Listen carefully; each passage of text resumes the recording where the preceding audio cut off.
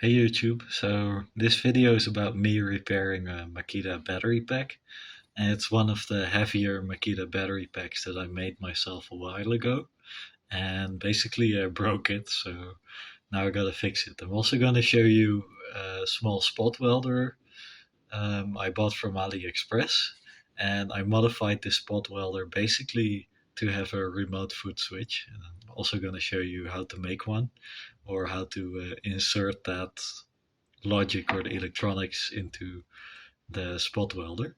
The trick is there's a giant metal slug in the bottom of that spot welder to keep it stable, and I removed that and inserted some electronics. So you'll see all of that next. So today's video is gonna be me basically fixing the battery pack, and first I'm gonna show you what I use for that. This is a glitter H801H welder, just a Chinese thing. I modified it slightly, so it now runs off of Makita batteries. See the battery holder.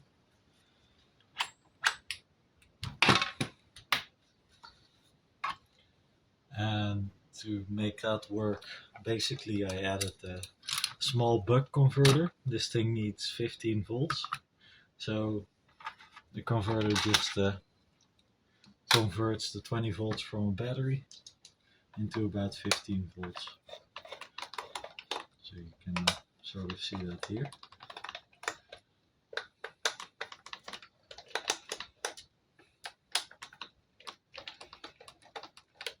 You actually want to set it to like 15.5-ish volts so that it charges correctly. So this is the setup it's running. And basically what you see here is a step down converter and a small relay. And the relay is actually for the foot pedal. So what that is basically one of these cheap Chinese remote button. So that's actually connected to the foot pedal switch over here and to the output of the converter. So what that does is if I press the foot pedal, it closes the relay just like it would normally close the foot pedal switch,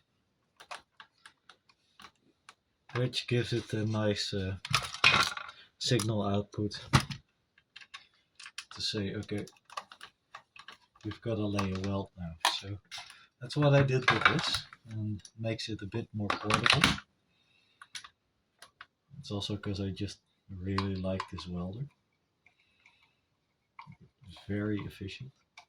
And it has a lot of power actually. You want to set it to a sort of one of the lower settings if you're using it. It can output a lot of current, 3 kiloamps. Just show you the foot pedal. So here is the little remote from that Chinese small push button switch. As you can see, I've just wired up the original switch of the foot pedal to that remote. Nothing fancy, just 2 wires.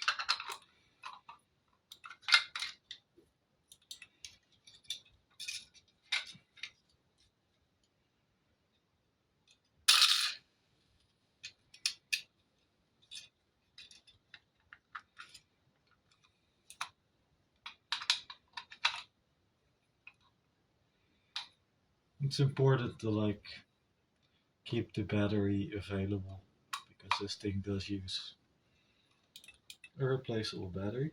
Anyway, what you can see here is if I hit the foot switch, it actually welds. So remote foot switch, which is nice to have. Now let's get to work on the battery.